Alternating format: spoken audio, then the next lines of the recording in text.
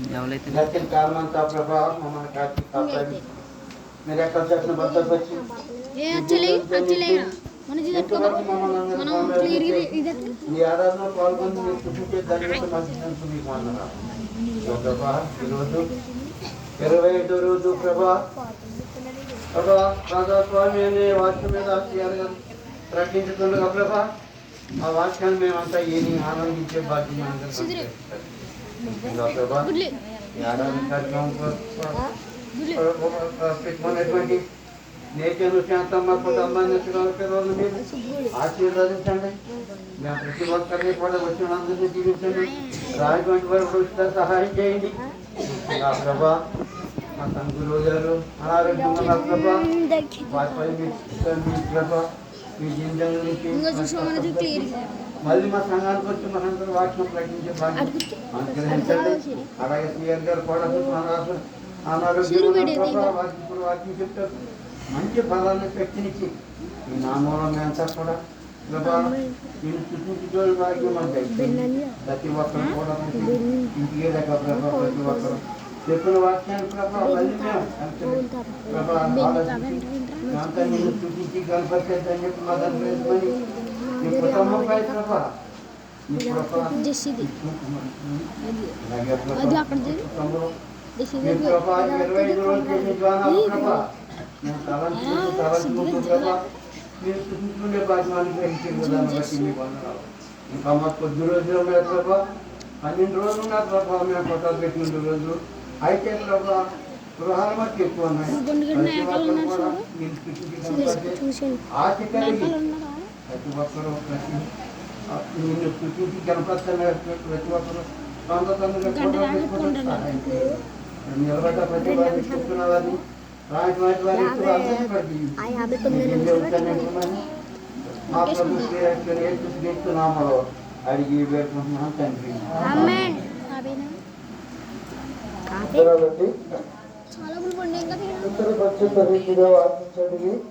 అలాగే పాల్గొంటున్న వాక్యవాదులు సువార్త వాక్యవాదులు ప్రార్థించినాం. వీళ్ళందరికీ కూడా హృదయపూర్వక వందనాలు.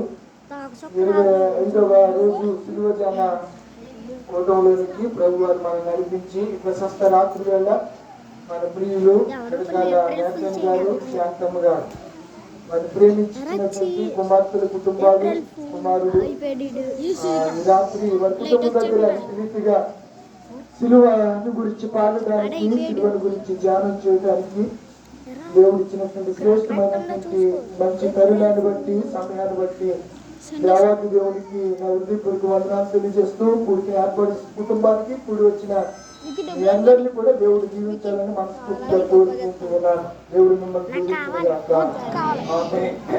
ప్రభునందు ప్రియమైన దేవుని పిల్లలారా 25 రోజులకి వచ్చేసాం. కాలం వేగంగా గడుస్తూ ఉంది. నిన్న ఎంతమంది ఇద్దరు పూజ చేశారు మీరు?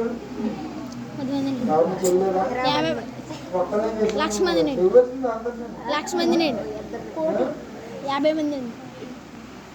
ఎందుకంటే ఈ విషయం చెప్పలేదు. మళ్ళీ ఎంత అన్ని పూజ చేస్తారేమని నేను జాగ్రత్తగా ఫస్ట్ అడిగే తెలుసుకోవడం మంచిది. పిల్లరా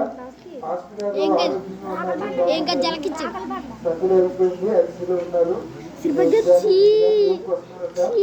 వాళ్ళ అబ్బాయి చూసి బాగానే ఉంది. దానికి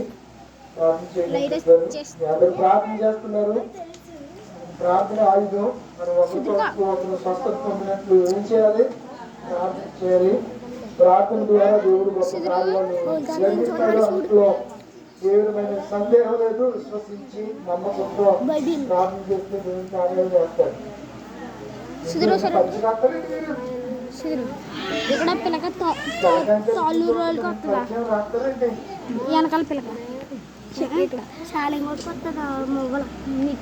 నిశ్శబ్దంగా ఉండండి.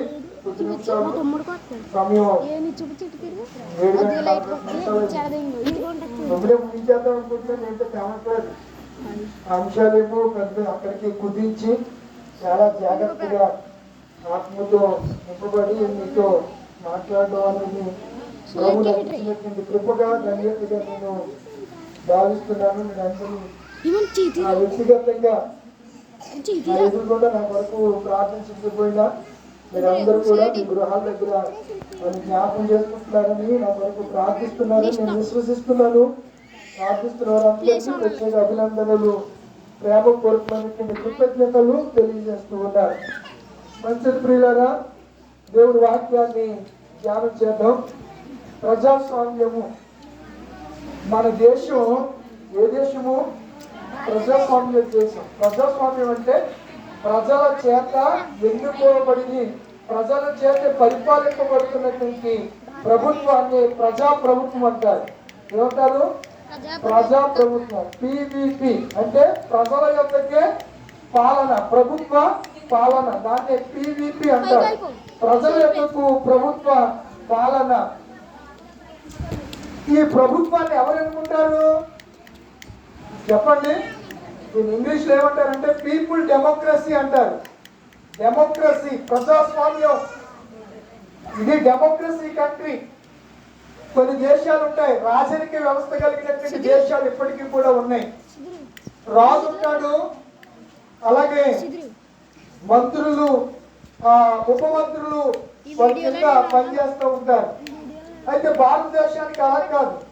ప్రజల చేత ఎన్నుకోబడిన ప్రభుత్వం, ప్రజలు ఎవరినైతే ఎన్నుకుంటారో, ఓటు ద్వారా ఎలక్ట్ చేసుకుంటారో వారు నిర్ణయించుకుంటారు. వారు మాత్రమే ముఖ్యమంత్రి అయినా, ప్రధానమంత్రి అయినా, మంత్రులు అయినా, ఏ పదవి చేయాలన్నా, రాజకీయ పదవి ఏది చేయాలన్నా ఎవరి చేత ఎలక్ట్ చేయబడాలి?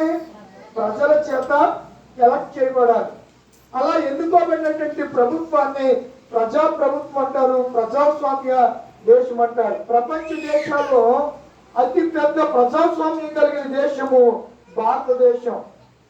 ఏ దేశంలో కూడా ఇంత ప్రజలు లేరు. 140 కోట్ల మంది. చైనా ఉందనుకోండి, చైనా కాదు నేను మాట్లాడేది, మన దేశాన్ని గురించి. మనం భారతీయులు, భారతదేశము నా మాతృభూమి, భారతీయులందరూ ప్రతిజ్ఞ చేశారా పిల్లలు? India my country, all India వచ్చా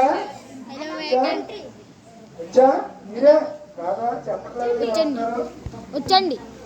అంటే భారతదేశంలో ఉన్న వాళ్ళు అందరూ కూడా ఎవరు? సహోదరులు, సహోదరులు.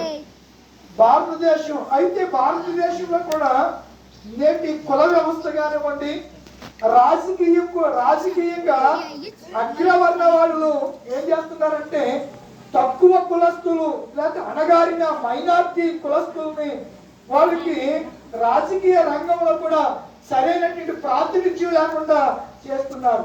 మన పక్షాన మన వాయిస్ వినిపించాలంటే మన పక్షాన ఒక ప్రతినిధి ఎక్కడ ఉండాలి? అసెంబ్లీలో ఉండాలి. ఇంకెక్కడ ఉండాలి? లోక్సభలో ఉండాలి. ఇంకో సభ ఉండాలి. ఏ సభ? శాసనసభ కాదు, రాజ్యసభ. రాజ్యసభ పెద్దల సభ అంటారు, లోక్సభ దిగువ సభ. ఇక్కడ కూడా అలాగే ఉంటాయి. శాసనసభ, శాసన మండలి. మండలి వేరు, శాసనసభ వేరు. శాసనసభకి ఎమ్మెల్యేలు మన చేత ఎన్నుకోబడిన వాళ్ళందరూ కూడా ఎక్కడ ఉంటారు? శాసనసభలో ఉంటారు. ఎమ్మెల్యేలు ఎక్కడ? ఎమ్మెల్సీలు వాళ్ళు విద్యను బట్టి నామినేట్ పోస్టులు అంటారు వాటిని. వాళ్ళు సొంతంగా ఎవరినైనా సరే ఎమ్మెల్సీలుగా ఆ సభకి పంపించే అధికారం ఎవరికి ఉంటుంది? ప్రజల చేత ఎన్నుకోబడిన ప్రభుత్వానికి ఉంటుంది.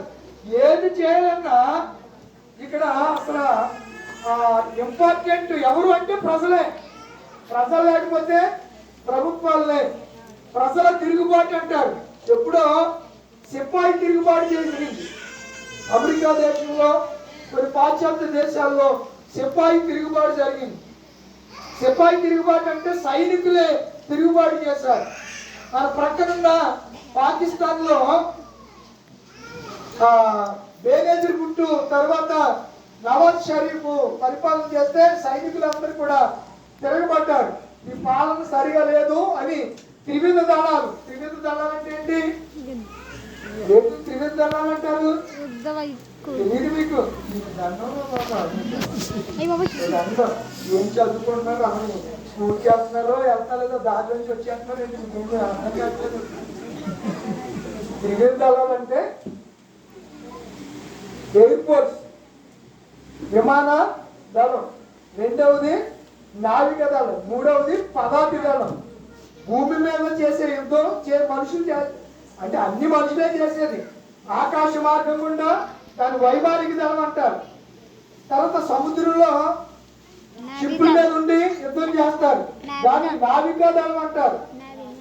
పదాతి దళం అంటే భూమి మీద నడుచుకుంటూ వెళ్ళి యుద్ధం చేస్తారు. వీటిని త్రివిధ దళాలు అంటారు. త్రివిధ దళాల సైన్యాధిపతి ఎవరు? అధ్యక్షుడు. సర్వ సైన్యాధ్యక్షుడు ఎవరంటే రాష్ట్రపతి. ఎవరు?